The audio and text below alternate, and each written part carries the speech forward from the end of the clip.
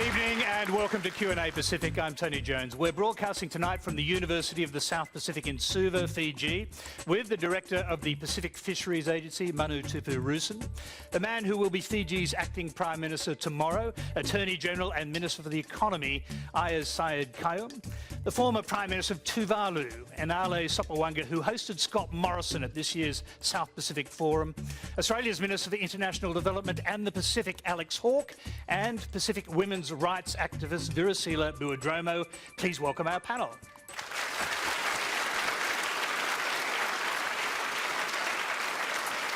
Thank you very much. Q&A is live in Eastern Australia on ABC TV, ABC iView International and News Radio. Well, Australia has a long history in the Pacific: colonisation, trade, aid, political and military cooperation. Pacific Islanders joined the Anzacs in World War I, and this program helps mark the 80th anniversary of the ABC's international media. Now, as other nations such as China become more active, the Australian government says it's stepping up its engagement in the region. So can we build a happy Pacific family? Our first question tonight comes from Virginia Pawamu. What will happen to the people of small Pacific Island countries once the islands are gone because of the effect of sea level rise? Yeah, Enele. Sopoaga. Thank you very much, Jones. I'm happy to be here. Let me say thank you for inviting me to be on the panel. It is a serious issue that we are trying to deal with, and the question from Madame is very, very pertinent. It goes to underscore the seriousness of the dilemma, which is now we're referring to climate as crisis, emergency, and if we didn't work hard, if the world didn't reduce emissions as called for the IPCC special report to reduce significantly greenhouse gases into the atmosphere, we will face the situation where island countries like Tuvalu, Kiribati, and Marshall Islands and others be submerged into the sea by 2060. This is a scary scenario, and it is very, very serious. And I certainly hope that not only the Pacific, but those who have polluted the atmosphere and caused global warming will come to react and do the right thing in response to the IPCC special report. What do you think is going to happen to the people of Tuvalu, your own island group? The situation in Tuvalu is we still believe there is an opportunity for the world to react meaningfully, reducing greenhouse gases and keeping temperature increase to below 1.5 degrees Celsius, as we have called for under the Paris Agreement. If we could reach these targets, as predicted by the science, we have the opportunity to saving these people on atoll nations like Tuvalu, and also avoiding them being forced to relocate and resettle and leave their God-given islands. Aiyaz, what do you think? I mean, it's a very, very pertinent question. But before I start off, firstly, ABC, thank you very much for being here in Fiji, and also like to give my condolences to the victims of the Australian bushfires, and also in California, of course, and the recent flooding in Marshall Islands. Obviously, many would say that it's been precipitated by the fact that it's climate change. And as a result of that, we have these sort of climate-induced catastrophes. But I think the question has been answered also by the former Prime Minister. But the point about it is about adaptation. And I think there are two pertinent issues about adaptation. In the Pacific, obviously, we have a very low carbon footprint. But the reality of the matter is that one of the ways that we can, apart from the fact that we're pushing the rest of the countries in the world to 1.5 degrees Celsius pre-industrial level, is also to get more interest in the adaptation space, because many of the islands, in fact, can be saved through adaptation measures. But adaptation, as opposed to mitigation, is not deemed to be very sexy in the past in the sort of climate change speak, and indeed, more importantly, in the climate finance area. And one of the topics that we actually did take up in the World Bank IMF meeting this year was about the fact that we look at creating a financial space for those island nations, because generally your ability to borrow money is restricted by GDP per capita, and there's certain thresholds that are set in place. But the reality of the matter is you think there needs to be a global change in this regard? So the international lenders need to think ahead. Absolutely, the debt matrix needs to change. But what we're saying, if you look at it from a long-term perspective, if you actually create resilience, then you'll have a ready market in the long term. Because if you actually get rid of resilience, then you won't have a ready market in those states. So I think the point that the lady is making is very pertinent. We have discussed, our Prime Minister has also offered what we call refugee status. Of course, I know Kevin Rudd made some very interesting comments about giving up territory for citizenship. We obviously are not saying that. What we are saying, though, is there is a need to, for example, look at relocation.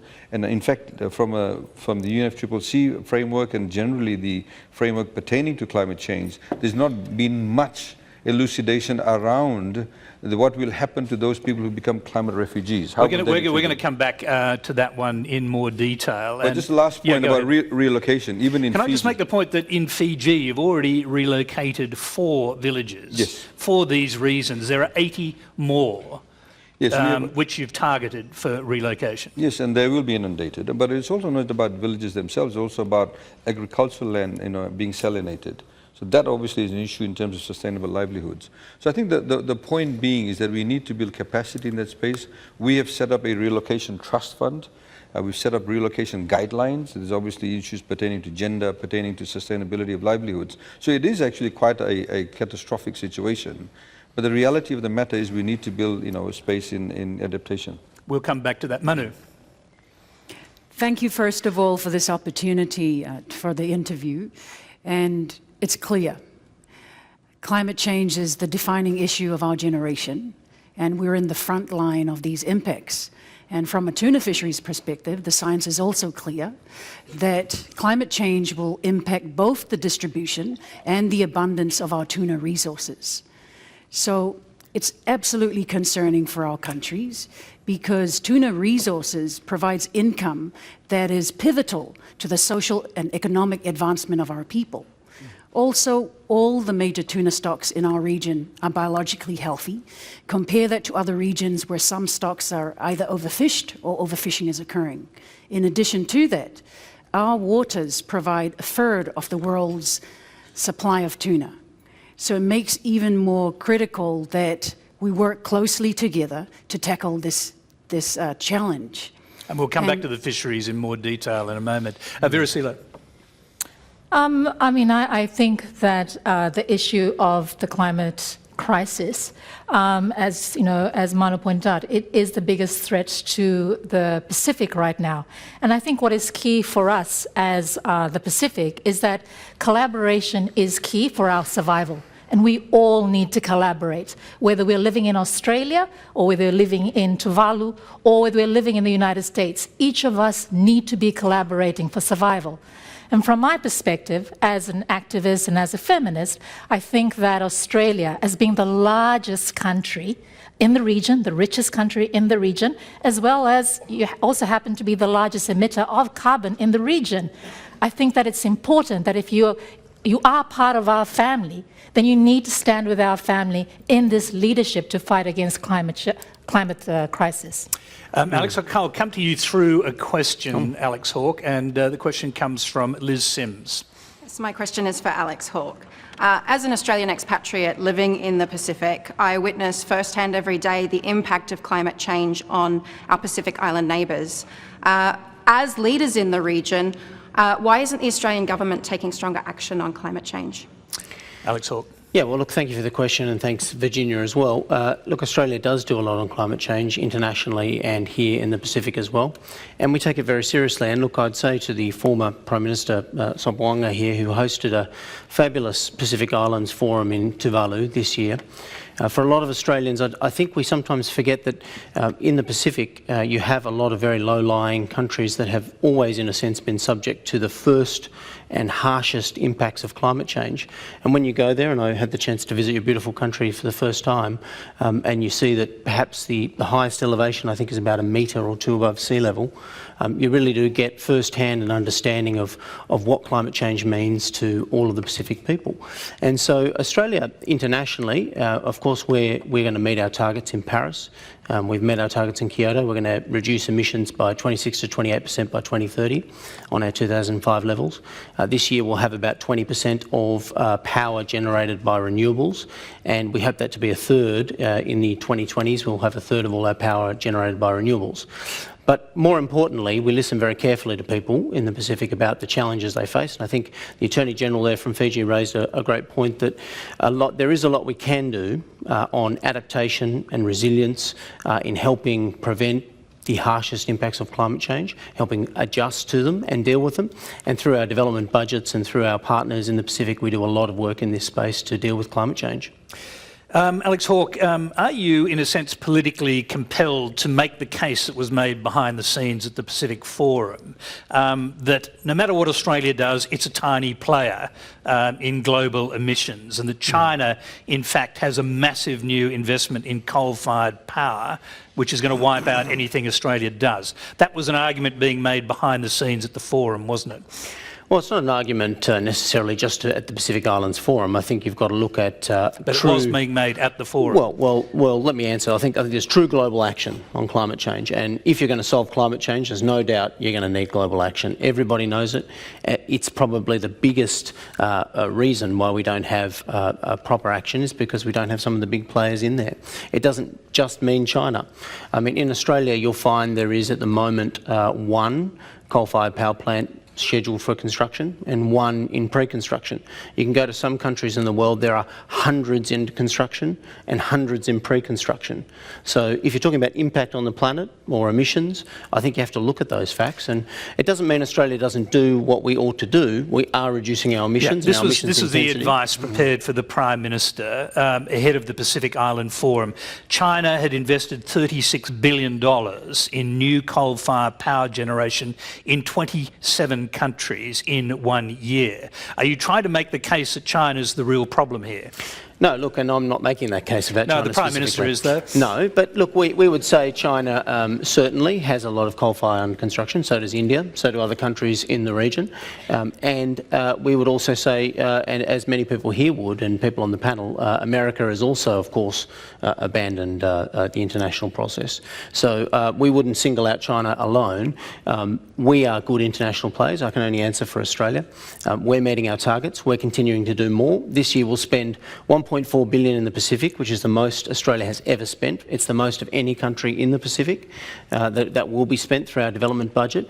And of that, there'll be $500 million for climate change specific programs. Okay. And you'll see also through our infrastructure facility, our $2 billion infrastructure facility, a commitment to what you've been talking about, climate resilient infrastructure and adaptation. All right, Enele, Sopoaga, I'll just go with Enele first because, well, it was your country that hosted the forum. And what was the core of the debate? Because you got quite angry. The Prime Minister of Tonga was in tears over the failure to get up the declaration you were trying to.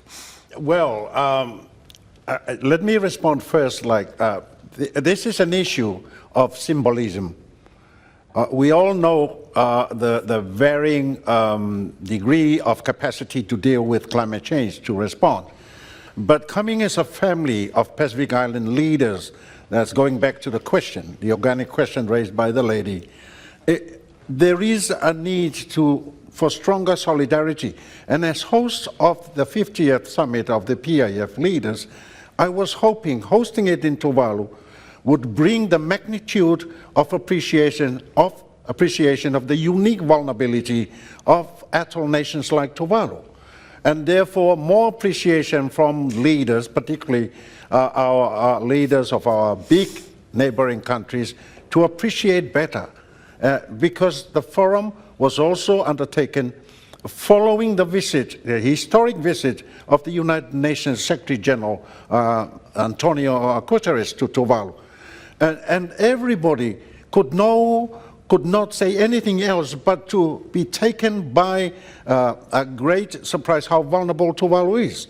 And I was hoping that the leaders would work together more solidly in solidarity with all island leaders. And of course, you are right.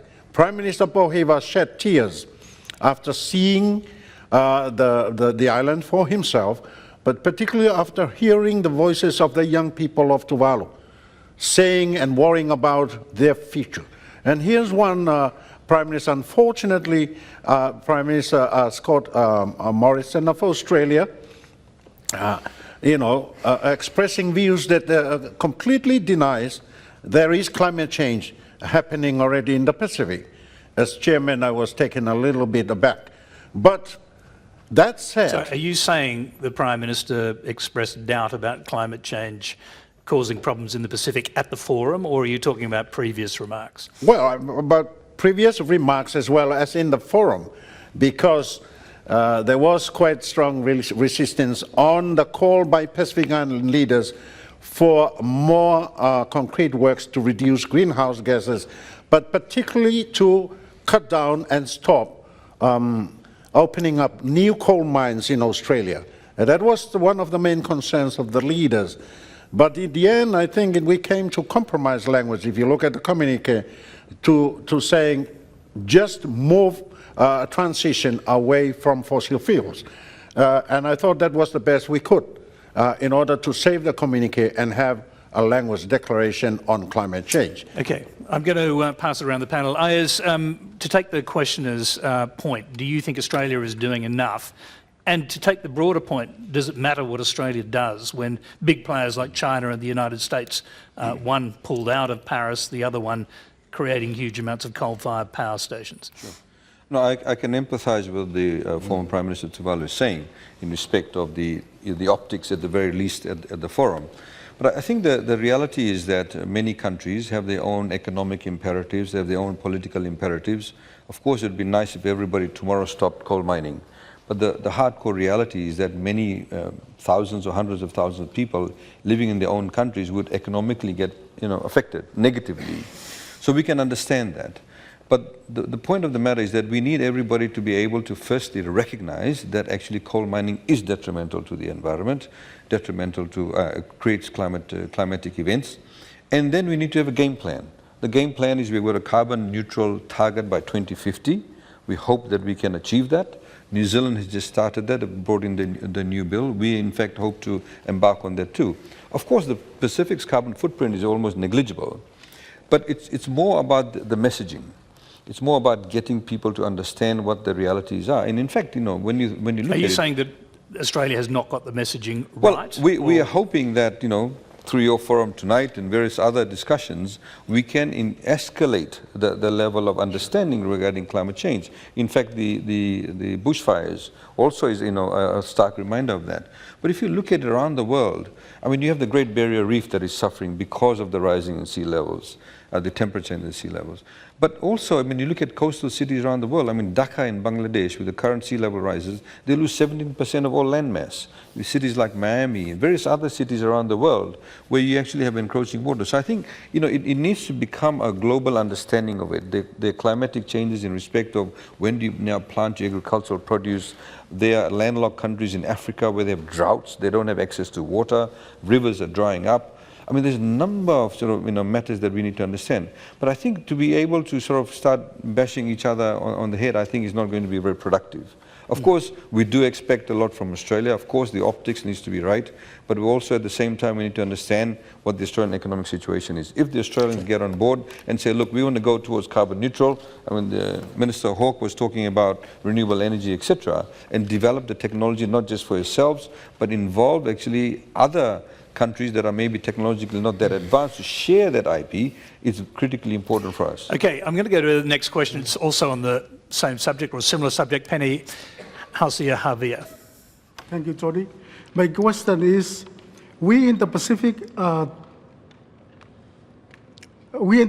facing the prospect of forced relocation of villages and homes, and even becoming climate change refugees. Now, New Zealand already has a plan for this. My question is to Australia, how is the Australian government planning to help the people of the Pacific in this situation? Thank you. Penny, we might come back to you in a minute to ask about that New Zealand plan. Alex Hawke. Well, thanks, Penny. And look, obviously in the future, that would be a matter for future Australian governments to look at. I mean, at the moment, we're focused very much on building and planning ahead of those sorts of events. I mean, as I said, our budget works on climate adaptation, climate resilience. In many places, you can relocate villages to other land masses in some countries. In others, where there are small island chains or atolls like Tuvalu, that may not be possible. There'll have to be a genuinely regional solution put together involving all countries. I'd anticipate Australia would be part of something well into the future of that nature, but we would deal with that as it arose. But for now, the best thing we can do is work with people to stay in their countries, which is what people want to do, and work to help them deal with the worst impacts of climate change. And Australia is at the forefront of doing that when there's a disaster, and you know, we know Pacific countries are the most vulnerable to tornadoes, cyclones, things that happen, and Australia and our Alex Hawke, I might just go back helps. to our question because he's got his hand up again. And Yeah. so what is it that New Zealand is doing that you want Australia to do? Yeah, because that's why I want to ask this question, because New Zealand already have a plan for the Pacific to apply on a climate change visa. We don't know when this is happening. So Australia, we don't know. So that's why I asked this question. And also like what the Honourable Sayed-Khaiyum was saying, Fiji already done relocation. We don't know about Australia. Yeah, no, thank you. And look, we're different to New Zealand, obviously. We have a different immigration system and a different visa system. We also do a lot more than New Zealand in the Pacific in terms of our budget, in terms of our capacity to do things. We do a lot of work. At any one time, for example, we have about 666,000 New Zealanders in Australia at any one time. So these solutions will have to be planned for regionally, and if New Zealand's thinking ahead and thinking well into the future, well, that's a matter for them. But in Australia, we'll deal with it as we need to, in concert with the countries in the region. Virisila, I notice you listening very carefully there. Do you want to get in on that one? Yeah, I mean, I think the issue of relocation, I mean, I agree with Minister Hawke that the reality is people don't really want to leave their homes because relocation causes another kind of crisis. You're going to go into another land, and in the Pacific, where land is so closely linked to our identity, relocating is not just about going to live somewhere else. It's about uprooting your whole community, your whole sense of self. And I think that that's something that's not easily resolved just by moving to a different country or moving to another geographical spot. So when we're talking about relocation, I agree that there needs to be more investment in terms of adaptation and resilience in those countries, because a lot more people don't want to leave their homes. I mean, that is their home, that's their sense of who they are. Yeah. And the other issue is this issue around when you move to another country, you're going to create another lot of crisis there and another conflict, which then becomes another country's problem. So then how do we resolve that? Okay, I'm going to give the final word here to Enele because he wants to get in on this one. Thank you, Tony. If I may, relocation is not an option to stop climate change. Wherever you may be relocated, it will not stop climate change. We will be able to stop climate change if we reduce our greenhouse gas emissions into the atmosphere as soon as possible. So relocation is not an adaptation issue. Adaptation, you can do a lot of adaptation, and I negotiated in the Paris Agreement. The provision there is loss and damage, Article 8. If Tuvalu didn't have any more islands to adapt to, where are you going to place relocation and adaptation? What would be the meaning of those? That's where relocation issue and compensation has to be considered. And in order for that to work, no single country can do it on its own. We have to have a United Nations Convention on the rights to protect the rights of people displaced and relocated by impacts of climate change. That we need to take it to the United Nations as soon as possible in order to protect the rights of these people, because they are not refugees. I will hate to call the Tuvaluans refugees because of the actions of others. Refugees are people displaced by political pressures at home. Okay. Thank you. Thank you, Enele. Now, remember, if you hear any doubtful claims on Q&A, let us know on Twitter. Keep an eye on the RMIT ABC Fact Check and the Conversation website for the result. The next question comes from Tale Tora.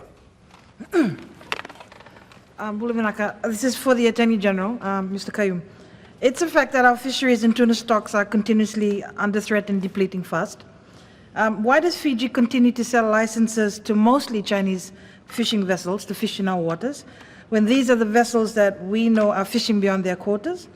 And is the economic impact, does it offset, does it add more value to Fiji for them to keep selling these licenses? Now, Aiyaz, I might pause you on this and hear from Manu first. Go ahead. Thank you. Thank you for the question. In terms of the health of our stocks, it's biologically in a very good state. There are certain types of gear in our fisheries work where it shows very clearly that for the percent fishery there's been successes and significant economic returns.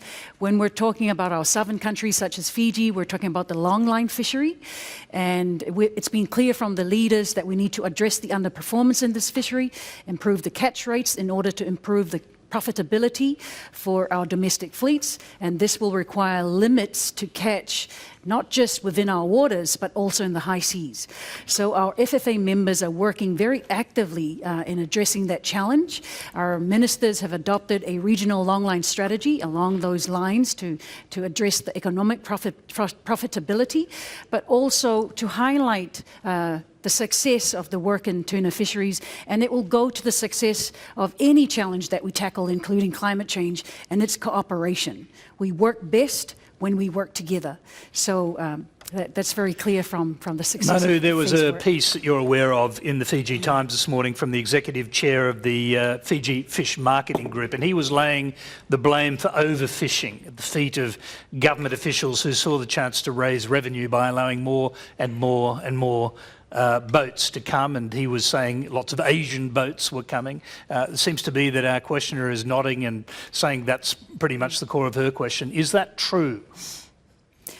So there are vessels that are subsidised by foreign countries, and they operate in the region, and they do compete with our domestic fleets. And so that provides a challenge for our domestic operators. And that's certainly a piece of work that we'll need to work on very closely with our countries, because it's within the sovereign right of each country to determine who fishes within their waters. It is also a clear goal for the FFA members to improve the domestic fleets, domestic development. And I'm pleased to report that over the years there has certainly been a clear increase in the number of domestic vessels fishing within our waters and controlling our fisheries, and so that's very positive. Aiyaz. Yeah, I think the reality of the matter is that there is no wholesale giving out of licenses. We are working with the FFA. You also have to remember that it's not just the Chinese vessels that are subsidized, from Taiwan and also from mainland China, but also the Spanish fleet. The Europeans also have a fairly large fleet in in particular in the northern Pacific. And as has been highlighted, there's a kind of nuanced approach when you say fishing license. There's long line fishing, there's first line fishing. But most definitely we are not doing that. I don't know, where you got the statistics from recently. Maybe we'll come back to the question. Just are you talking about what Graham Southwick was talking about the Fiji Times this morning? Could you stand up for us? Sorry about that. It's not just what Graham Southwick had said this morning. Yeah. There's reporting all the time of, I think there was the Fiji Navy and Customs recently that stopped a Chinese boat and it saw that they had surpassed their quota. And we had a fishing ban on what we call kawa. I think it's from the grouper family. And they had this, this because of the bycatch. And so we're hearing all of these reports all the time, yet our shores are filled with Chinese vessels continuously at the wharf, and this is what people are seeing all the time. So. Okay, well, is there going to come a time when you'll have to rein this in and do something about your own waters? Look, I think the question has an answer in itself.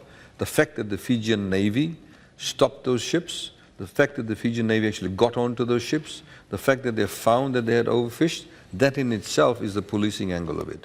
The reality of the matter is that, including the Spanish fleet, the Chinese fleet, the Taiwanese fleet, some of them actually engage in illegal activities. Some of them do actually fish, perhaps fish they're not supposed to. In the same way I can talk to you about kawa and donu, where local fishermen are actually catching it during the ban period.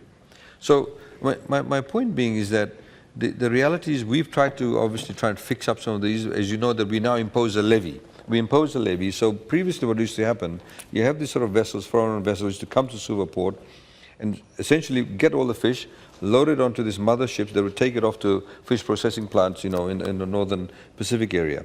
What we now have, if they do that, there's actually a levy. We impose a levy, they have to pay the levy. Otherwise, they actually take the fish off the port, take it to a processing plant. At least it hits our GDP. At least it hits our books. Before it didn't. So, I mean, it is a challenge. And of course, as many of the other Pacific Island countries will also tell you, that policing is a major issue. We are large oceanic countries. The resources to police it is very limited.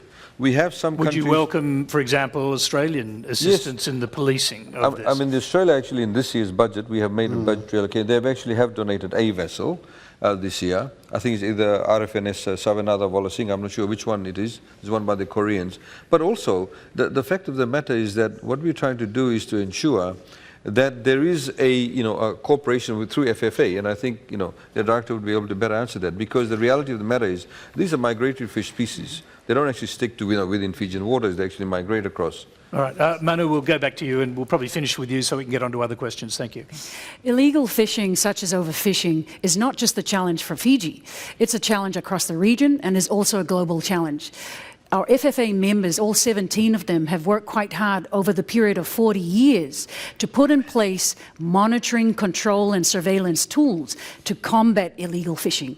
And there's been great assistance from Australia to that effort, working alongside the other 16 members. For example, the patrol boat program that has been mentioned by Minister Sayed-Khaiyum, and also the aerial surveillance program, basically extending the surveillance capacity over our vast EEZs. And it's in addition to all sorts of other surveillance and enforcement tools that have been put in place. And again, it just comes down to the collaboration of the 17 membership because of this critical challenge. Okay, Alex, do you want to briefly respond? Yeah, just briefly. Look, we do agree this is a big problem in the region, and it's something that we help Pacific partners with. We have a $22 billion patrol boat program, so most countries will get 2 patrol boats to help with this, with long ranges. But illegal, unreported, overfishing, we support very much the work of the FFA and what the region does together. But we think in the next year there's huge scope for us to work together to do more to combat illegal and unreported fishing, because the science tells us overfishing and all of the illegal and unreported and overfishing that goes on is really hurting the fish stocks and hurting the region's main earner for all Pacific countries. Thank you very much. Sorry, Manu, briefly. Also, the FFA commissioned a study that's revealed 2 important facts. One is that over $616 million is lost through IUU fishing, because we're trying to quantify how much is IUU fishing is happening in the region. The other revealing fact was that we're not dealing with purely illegal vessels anymore, those that we don't license. Over 95% of our illegal fishing challenge is vessels that we actually license, who are misreporting or underreporting or not reporting, and that goes directly to your question about overfishing. So again, that collaborative effort for surveillance, enforcement, to ensure compliance with our laws is key. Okay, you're watching a special edition of Q&A made in partnership with our colleagues at the Fijian Broadcasting Corporation. Our next question comes from Avikesh Kumar. Thank you. Is the traditionally expected submissiveness from women a factor for domestic violence or violence against women? But also to Ms. Virisila, how can we shift away from this expectation, and what are you doing about it? Also, what can parents do to sort of move away from breeding toxic masculine boys? And to Mr. Khaiyum, what are you doing to engage young people and engage and empower young people to help prevent this violence in the future? Okay, well, I'll throw straight to Virisila, since it's your main area. Because I'm the feminist and I work in women's rights, the assumption is that I should be the one combating violence against women. I think... At least Virisila, that you should be the first to comment on it. No, I think that... I actually think that I'm a scratch record. I mean, people have heard me talk about this issue often enough. Really, this should be an issue that those who are in power, like the two ministers who are sitting here, should be commenting about and telling us what are their governments doing or what are they doing personally to address toxic masculinity and to also address this issue around gender inequality, which is what really drives violence against women and girls in all its form in our regions. In terms of what I do, sitting in forums like this is one of the spaces where I'm able to do this. But also I feel that it's my life work. I'm always, not just me, but with others, I'm always pointing out when I see that there's inequality and how that we can work together to try and address some of these issues. But I think that the question should be, what can we do together? I think that's the main thing that I'm trying to point out here, is that what can we do together to try and combat this issue? Because it's not just about women's rights organization, it's not just about feminists, but it's all of us as a community, as a family. What are each of us going to do to try and eradicate this epidemic that we have? Virisila, just to interrupt you there, Sure. I mean, you point to it being an epidemic, and you're right. All the reporting from the South Pacific suggests there's an epidemic of violence against women and children in the South Pacific. I mean, yes, it's global, It's but also an epidemic in Australia. Yeah, I mean, sure. the statistics I was seeing I'm was talking about that the reporting of the statistics in your region. So what do you put that down to, and what are the consequences?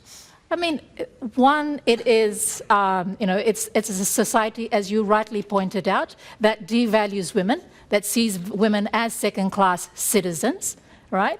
I think it's also the system that we live in that promotes this sort of behavior. I mean, if you look at our region, we have the highest number, we have the worst statistics in terms of violence against women globally. We have the lowest number of women in parliament, right? And we're also at the forefront of climate change. When you put all those things together, it means that women in our region, we are the most vulnerable, women and girls in our region are one of the most vulnerable people in the world. And the question is not what I'm going to do about it, but what are our governments, right? And what are each of us as individuals are going to do about it? Right? Okay. It needs to be about all of us. Well, let's throw it to the couple of the politicians. And well, tomorrow you'll be the acting Prime Minister, so presumably you can do anything you want. Aiyaz, what are you going to do about this? If I could read out this quote, it says, and I quote, "This culture, what we call the buturaki, the beating, is deeply ingrained in parts of the Fijian psyche, but is simply not acceptable in the modern age." Now that's a quote from our Prime Minister. Now, I think the question is, there's a couple of pronged. I mean, I noticed the gentleman For the Australian audience, what does that mean, the beating? Buturaki is basically, the culture of beating up people, in particular, in this case, women. It was acceptable. And what, he's the first Prime Minister that has actually come out openly and has said that this culture does exist in an open platform, in fact, in the domestic platform, also international platform. That, I think, is a start. I mean, I sort of noticed you sort of flinching there when I quoted that. The reality is that you have to be able to talk about these things openly in the public space. So the fact that you have a Prime Minister of Fiji for the first time saying, look, this culture does exist, and we need to be able to address it. Completely agree with Virisila that you need to have a collaborative approach. It's not only about politicians, it's also about faith-based organizations, about NGOs, it's about schools, it's about universities, it's also about governments and parliament. And I don't want to sort of sit here and give a list of all the wonderful things we've done that we think is wonderful. The reality of the matter is that there's quite a few things have changed in Fiji. We had a penal code, or what we call the Crimes Act. We've now, so we have a Crimes Act that used to be preceded by the Penal Code, which we borrowed from Queensland and India, or from the colonial days, where actually domestic violence was a reconcilable offence. In fact, domestic violence was not even recognized as an offence per se. So now we actually have a Domestic Violence Act. There's various opportunities to get domestic violence restraining orders. You can get it any time of the day. Now, what does that mean to any time of the night? So what you can do... I mean, what you're referring to, the AGI, that's correct. I mean, you've done a lot of legal reform in this country, which is great. Thank you very much. And that's a lot of work that women's organizations that I used to work for, we did all the foundational work for that. But what I'd like to point out is that a a lot of the legislation and policies that you're putting in, which is great, that's after the fact. By that point, women are getting beaten up or killed. What I want to know is, and I think what everybody wants to know is, what are we doing to stop it before it gets to that point, before people go to prison, because there is this psyche that exists in our country, particularly in Fiji, and I'm sorry, but it's a psyche that is perpetuated by, I have to say, your government, your Prime Minister, has perpetuated this sort of psyche where violence is okay, because as we've seen in the last couple of weeks, in the last year, there have been repeated incidents of people getting beaten up by the security forces. Buturaki, it's not just about men hitting women, it's about other people, you know, and okay, in our case... I'm going to give Aiyaz a chance to respond, so let's do that. And then I want to hear from the other panellists as well, so go ahead. If I can get back again to the Domestic Violence Act, in fact, Actually, can you just respond to what was said there, that there's a broader culture of violence, that the security forces are involved in it, and so on? Can I come to that? Because there's actually a path I was following. I mean, she talked about the Domestic Violence Act, that they have done work. Yes, I mean, in fact, there was a Domestic Violence Draft Act, or bill, but no government had the gumption to actually put it in place. That's the difference. You can do the work, but you need to have a political will to implement that. Now, the reason I was talking about all of that is because you're trying to create a culture. Of course, it is after the fact, but it also has given rise to many women now coming to the forefront and actually reporting it, because they feel confident in the system that if they do actually report a particular domestic violence incident, it's not going to get swept away. They now have a no-drop policy. I think the argument about security forces, I mean, the reality of the matter is that number of facets within our society, people need to, be able to be educated. There needs to be culture of removing the Buturaki culture. Of course, I accept that, Buturaki is not only about men bashing up women, it can be men bashing up men. But again, you have to look at, are those people given redress? Are the people who, for example, were violated, the people who are assaulted, have they been able to go through a legal system to get redress? The reality is that, as some of the cases you've cited, in fact, people have been taken to court. People actually have been prosecuted. People have actually been convicted. Now, that is the point of difference. Now, then you get a deterrence effect. That is critically important, as you would know in your work, that the reality of the matter is that when you actually have a problem, you need to be able to build a legal framework around it, to be able to provide people redress, recourse, and then hopefully have a deterrence effect on it. Okay. Enele, I wanted to come to you on this because you were Prime Minister of a South Pacific country, and it's obviously a broader question than Fiji. So what do you say? Our experience in Tuvalu is that domestic violence against women has strong linkages with consumption of alcohol. That is the practical experience I know in Tuvalu. Women Affairs Office comes under me, and that's the main issue.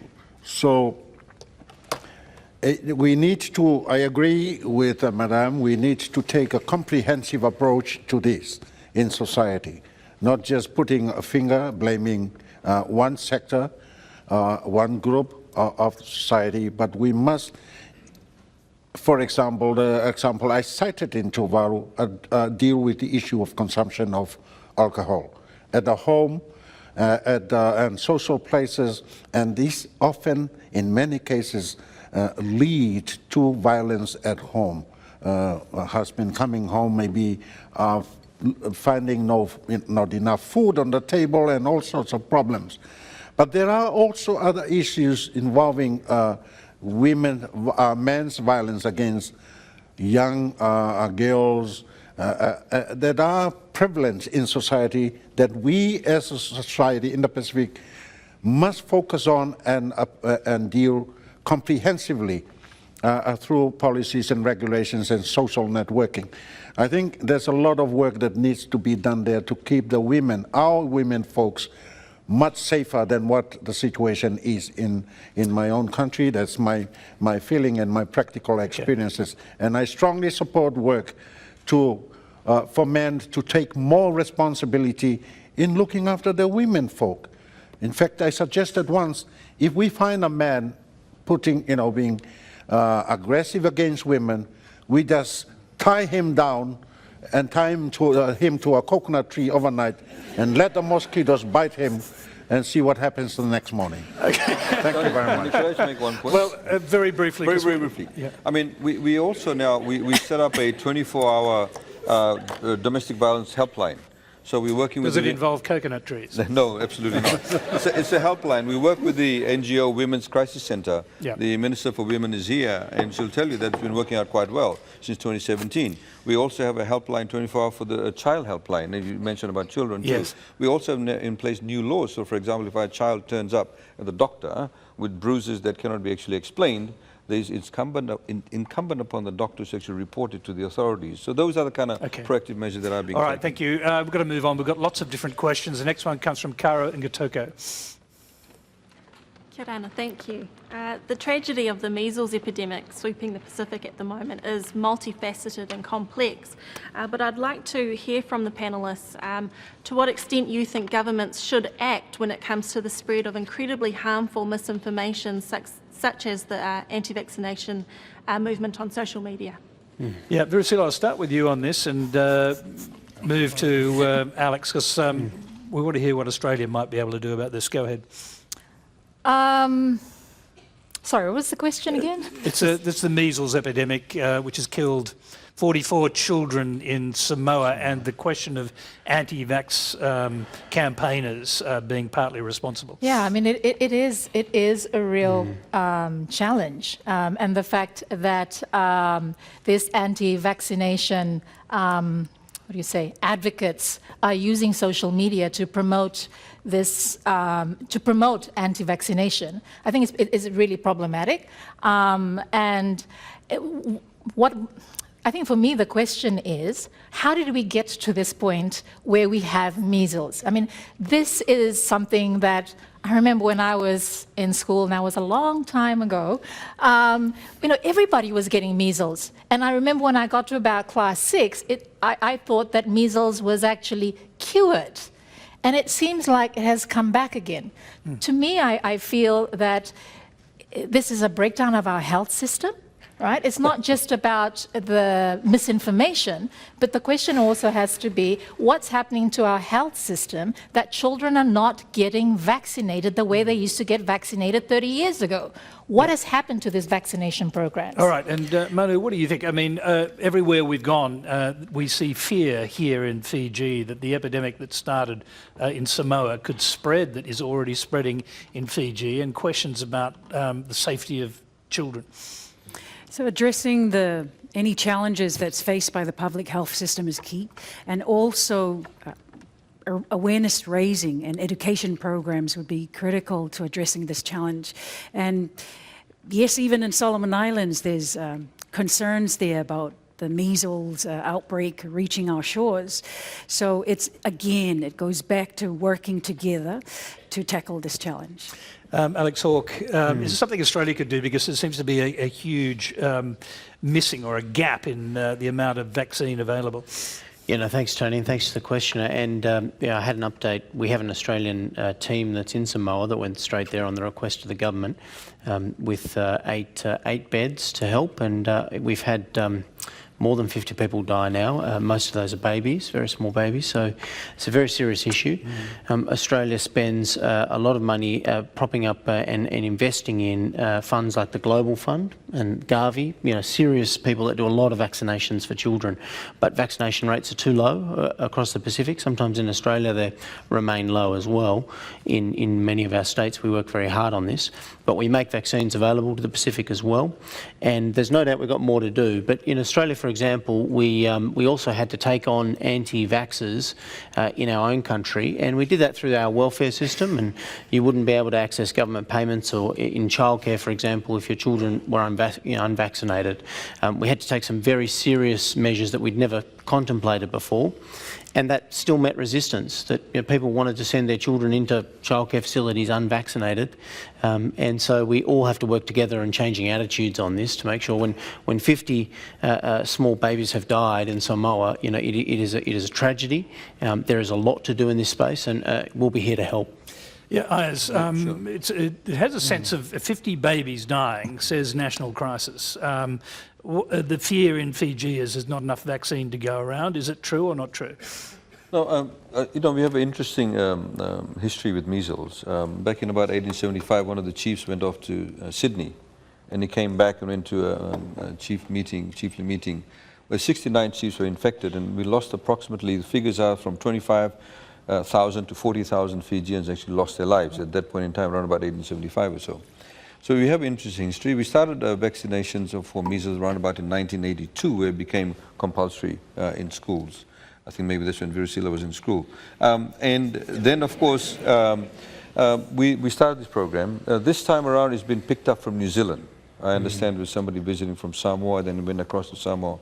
We have some new stocks that's arrived. We have a very robust vaccination system. And again, I think it's also attitude of parents too. People need to take a lot of responsibility to get their children vaccinated at a very early age. But we've had an outbreak in one of the provinces here in Serua Namosi, about 11 people, and 2 from the Suva area and 2 from Rio area. But definitely we've a huge vaccination. We've already had about 100,000 people have already been vaccinated. We've got another program, in particular in the Central Division, to roll it out. But again, we ask parents to take responsibility for it, make sure that the children actually get vaccinated.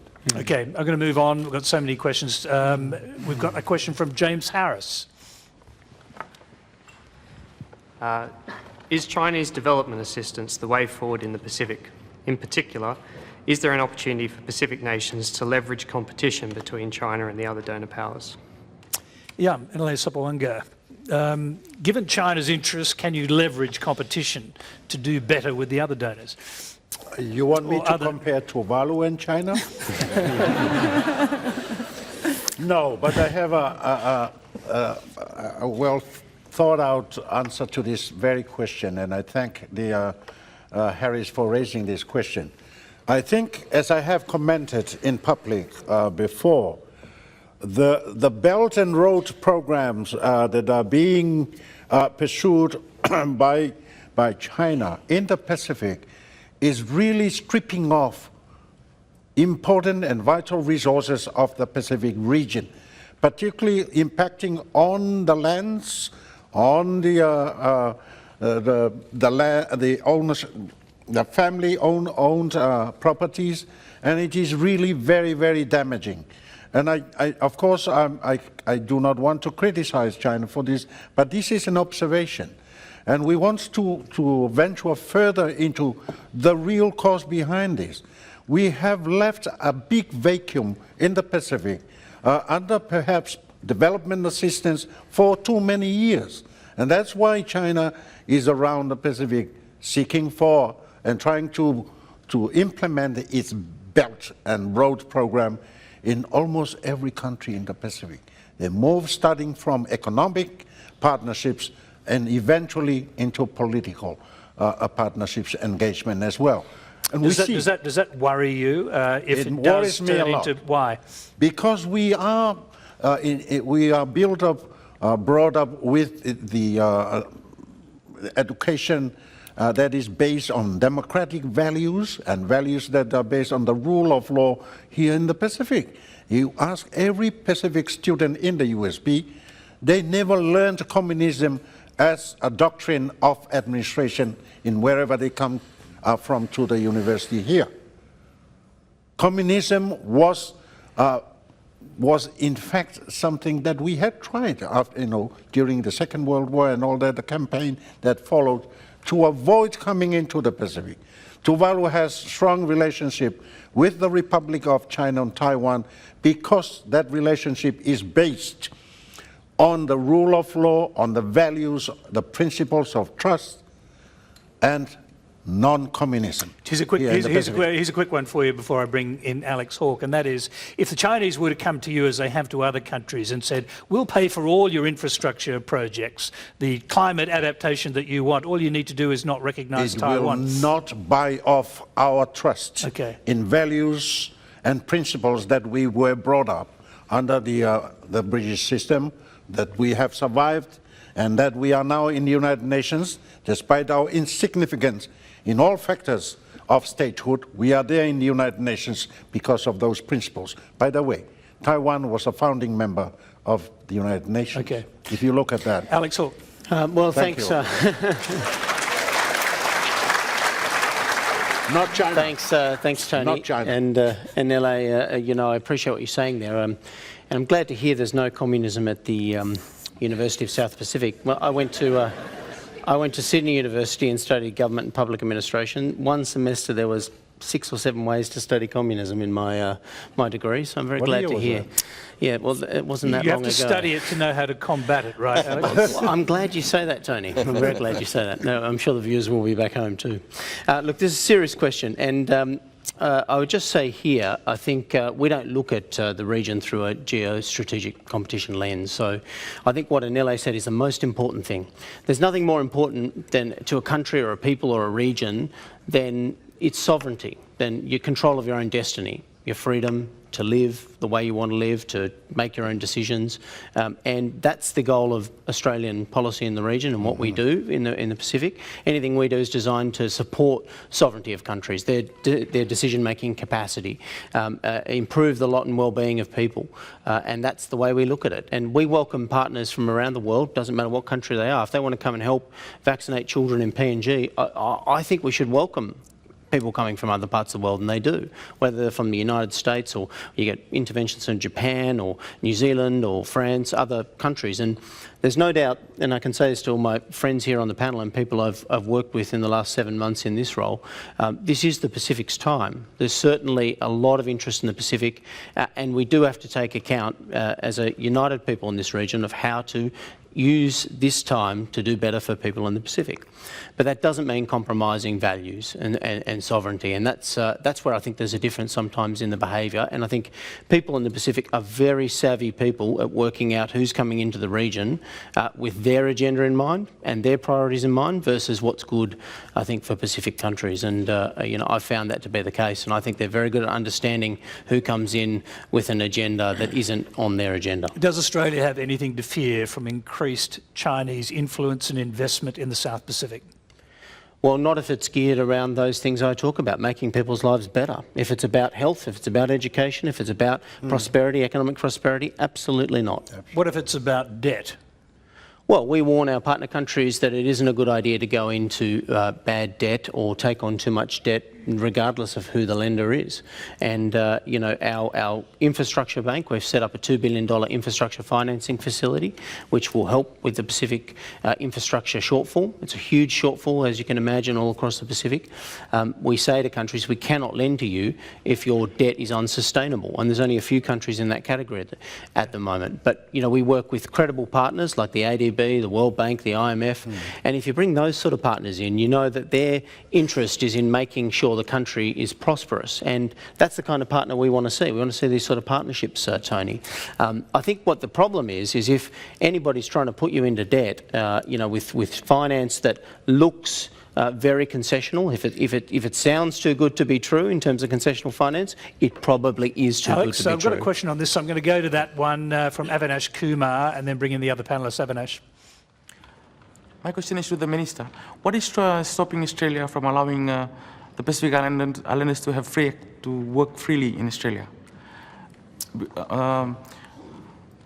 Because Australia is putting a lot of aid money in the Pacific. I think if you allow people to work in Australia, it will allow them to have a decent work. And also Australians will benefit by having people who speak proper English. Yeah. So what's the... Yeah, great question. I know you will say that Australia has a very strict immigration policy. But what can be done about that? Yeah, this is a great question, and thank you. Two things we are doing already. We've got our seasonal workers program and our Pacific Labour Scheme. And so now our government has put forward more than ever before access to the Australian labour market where we have shortages and shortfalls. And we're very proud of this because you're right, having an economic region where people can access our economy and return, and there's a free flow of capital and labour will be to great benefit of every country. But So, for example, we've got people from the Pacific working all through the regions of Australia at the moment on short-term visas, which are agricultural primarily, but we've brought in the Pacific Labour Scheme, which are longer-term visas, sometimes up to 2 to 3 years, working in more and more sophisticated sectors of our economy. Why do we have a strong visa system? We've got strong biosecurity system in Australia. We've also got a strong immigration system in Australia, and that has to be taken account of. That's a requirement of the Australian people. But opening up our labour market has been a priority of our Prime Minister, Scott Morrison, and our government. It's working very well, but we also want to make sure that remittances go back to Pacific countries, that people get skills, go back and work in Pacific countries, that economic opportunities are unlocked by the process of people coming and training and learning within Australia. And that conversation, we work very closely with governments like Fiji and other places to make sure there is the training, the skills, the opportunity, so that when people do come and exchange in Australia, they go back with skills that they can use and help the Fiji economy as well. Okay, Aiyaz, I'll bring you in here, and you can comment on that and also on the previous question. Yeah, I just, with due respect to the former Prime Minister Tuvalu, I mean, there are many so-called democratic countries during the Cold War, and even after the Cold War, that actually stopped the democratic rights of countries that they wanted to influence. So it's not only about communist countries that actually influence the democratic rights of other sovereign states. I mean, Southeast Asia is a classic example. So what did you make of that earlier question that says perhaps Pacific countries, South Pacific countries, can leverage the competition between these donors, particularly when you've got China cashed up, coming into the region, offering big infrastructure projects? So I just wanted to just preface that by one last comment. The enormous levels of Chinese investment. They're even leasing a port in Darwin. The Chinese are doing that. So it does not in any way affect, we believe, Australia's right to sovereignty, nor Australia's ability to govern its own self. So you don't see that as creeping communism? Not necessarily, unless the minister can say otherwise. But my point is that the reality is, of course, many people may argue that some of the Pacific Island countries don't necessarily have the kind of oomph that perhaps Australia has to be able to leverage the growing influence of a very large country. At the end of the day, it's about how you manage your affairs. At the end of the day, I think the leverage argument, I think, is there. Yes, Australia, Australia for all these decades, in fact, has never made finance facility available to the Pacific for infrastructure development. Now, maybe now that they're offering that is because of the Chinese actually offering infrastructure funds available for us. I assume that that's what it is. Good for us. Because now we have a smorgasbord of financiers to actually choose from. We can go to the Australians, we can go to the Chinese, we can go to the Exim Bank of Europe, we can go to the Indians, we can go to ADB, we can go to the World Bank and try and get the best rate. Let me just ask you this, you have no concern at all that by accepting large amounts of Chinese money for infrastructure programs, that you're moving towards, as Enele suggested, some kind of political situation? Sure. Our debt stock, I've got the figures here, our debt stock is only 8.1% owed to the Chinese. And the bulk of our debt stock is actually domestically, and the largest money we owe foreign-based is World Bank and ADB. We, of course, owe money to, we have a global bond with JICA and IFAD. So it depends on how you manage it. Again, the idea is to, if you embark on projects that are going to fail, if you're going to go and borrow money from the Chinese to plonk a very large convention center on top of a hill for $300 million, it's not going to get used only once a year, then obviously it's a silly investment. But the investment, the loans that we've actually taken out from them, by the way, we've stopped borrowing from them in 2012. In fact, the first loan was taken out by the Garase government for the e-government. They borrowed about $25 million. Since then, all the funding we borrowed has been on roads, tar sealing of roads, and also low-cost housing projects. So the idea is to build capacity in infrastructure development. If you connect people with roads, with electricity, with water, you're actually increasing the productive capacity of people. We're almost out of time, but just a brief answer. You're not at all concerned about China's influence in the South Pacific growing? Most certainly not in Fiji, because we manage our affairs well. Okay. We've got time for one last question. We have to have short answers on it. It's from Vijay Narayan. My question is on the emergence of hard drugs in the Pacific. We've had methamphetamine, heroin and cocaine being found at the ports of entry, in nightclubs, on the streets. Children as young as 12, 13-year-olds taking marijuana and methamphetamine. What can be done about it, and what are the plans going forward? Virisila. Yeah, I mean, what can we do about it? Well, I think there needs to be dialogue in this country, in Fiji. There's very little dialogue that's going on other than what you're seeing on social media.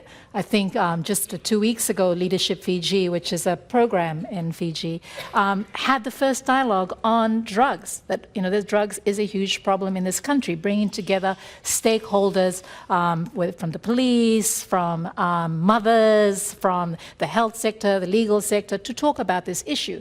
Because it was an issue that was seen as something that Fiji was a transmit, like the drugs were going through, but not necessarily that people in Fiji were actually using these drugs. And as Vijay pointed out, some of them as young as 10, 11 years old. So for me, what I'd like to hear is, because what's interesting is that earlier this year, Parliament had a bill in front of it where both sides of the houses could have come up with a strategy to deal with this issue. But because the bill was proposed by the other side, the opposition, it got chucked. And this is an issue that affects all of us. So I find that quite Okay, I'm going to throw that straight to Aiyaz. Laughing. Obviously. Actually, Has politics ruined the war on drugs, Aiyaz? actually, I think Virisila is incorrect. There is no bill as such. I think there was probably a motion.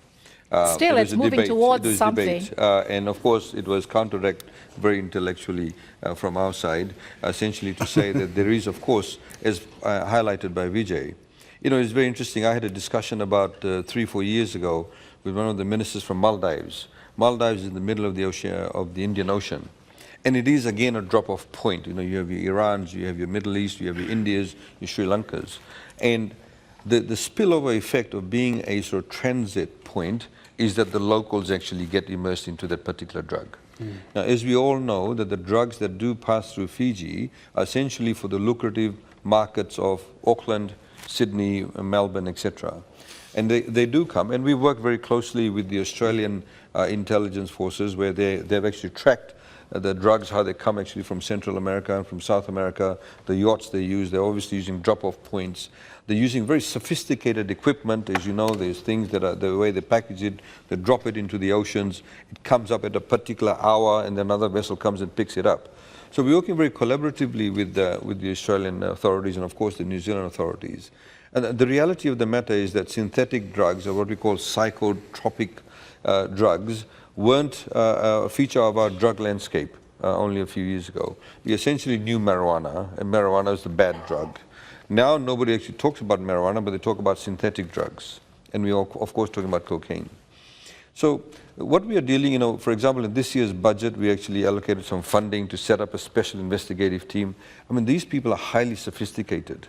So our police officers cannot go along in their normal cars. They need to use rental cars, etc., etc. As we are over time, Sure. so I'm going to get you to wind up your answer. So we of course need to change our laws in respect of that. It needs to be a collaborative effort. Of course, you know, society is changing.